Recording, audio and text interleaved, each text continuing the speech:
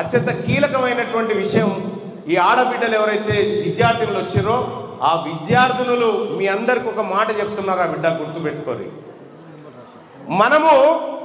మనము రెడ్డోళ్ళ పిల్లల సోపతి ఎన్ని రోజులు చేసినా వాళ్ళు మనోళ్ళు కాదు, వాళ్ళే, మనమే. ఇలా 119 నియోజకవర్గాలుంటే అందులో రిజర్వ్డ్ పోను 88 కాన్స్టిట్యున్సీలు మిగిలితే 88లో 62 స్థానాలు అప్పర్ క్యాస్ట్ వాళ్ళ చేతుల్లో ఉన్నాయి. వీళ్ళట మనకు రాజ్యాంగాన్ని అమలు చేస్తారట. ఆడబిడ్డలు మీకు కళ్యాణ లక్ష్మి ఇస్తా అని చెప్తుర్రా, మీ పిల్లలకి ఎప్పుడు ఇవ్వాలని అడగాలి మనం.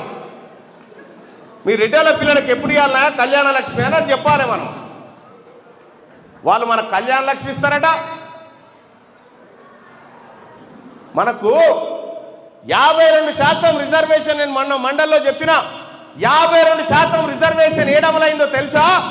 శ్మశాన వాటిక దగ్గర అమలైంది. మనకు శ్మశాన వాటిక దగ్గర 52% రైతు బీమా పైసలు బీసీ కులాలు తీసుకునే అని చెప్పడం అంటేనే 52% రిజర్వేషన్ మనని కాష్టాల గడకాడ అమలు చేసిరా వీళ్ళు. ఎంతమంది ఉన్నారు వీళ్ళు?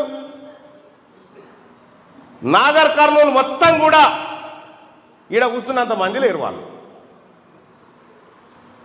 ఇవాళ తెచ్చిన బియ్యం మొత్తం వాళ్ళ కాందానికంతా తినబెట్టొచ్చు. ఈడ పిడికేడు మంది లేనోడు ఇవాళ మనల్ని అనగదొక్కుతా ఉంటే, మన జాతులను మోసం చేస్తా ఉంటే, ఇవాళ మీ బిడ్డ మీ తీన్మార్ మల్లన్న పదవుల గురించి ఎప్పుడు ఆశించలే, గుర్తుపెట్టుకోండి. తీన్మార్ మల్లన్న ఒక ఆయన అంటాడు నన్ను, తీన్మార్ మల్లన్న నువ్వు మంచిగా మంత్రి పదవి తీసుకుంటే మంచిగుండుగా అంటే తీసుకుంటా, ఏమొస్తుందా అంటే మంచి పేరు వస్తుంది అంటాడు. తీన్మార్ మల్లన్న పేరు కంటే పెద్ద పేరా? అది తీన్మార్ మల్లన్న అనే పేరు కంటే పెద్ద పేరా? తీన్మార్ మల్లన్న చివరి రక్తం బొట్టు వరకు నా జాతుల కోసమే నా శ్రమను ఖర్చు పెడతా తప్ప మీకు ఎట్టి పరిస్థితిలో మీకు సేవ చేయను. ఇక మీరు 2028లో బీసీ ముఖ్యమంత్రిని గద్దె మీద కూర్చుండబెట్టి, అలాగే ఈ నాగర్ కర్నూలుకు బీసీ జెండాలు ఎగరేసి బీసీ ఎమ్మెల్యేను చేసి చూపెడతా అని చెప్పి ఈ సభ ద్వారా తెలియజేస్తా ఉన్నా.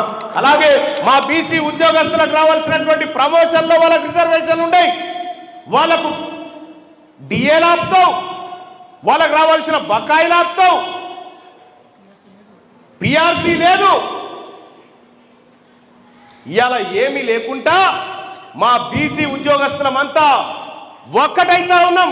వివిధ సంఘాలలో ఉండొచ్చు కాక ఇవాళ మా రక్తం బీసీ రక్తం. బీసీలంటే బిగ్ క్లాసు, బీసీలంటే బిగ్గెస్ట్ క్లాసు. మనం వెనుకబడిన తరగతులం కాదు, వాళ్ళు వెనుకబడిన తరగతులు. అందుకోసమే మనమందరం కూడా ఎక్కడ మనం కలిసినా, మన సంఘాలుగా ఎక్కడున్నా కూడా బీసీలుగా ఐక్యంగా ఉండి తీరాల్సిందే. మనం బీసీ బిడ్డలమే. మన మీద అనేకమైనటువంటి కుట్రలు చేస్తారు. ఇవాళ సాయంత్రం ఎంతమందికి ఫోన్ చేస్తారో మళ్ళీ 2-3 పోయినవటగా మీటింగు. పోయినా ఏందివా, పోయినా ఏంది అనాలే. ఏం లేదన్నా అంత మంచిగా అయిందనా అంటాడు. ఏందివా అంటే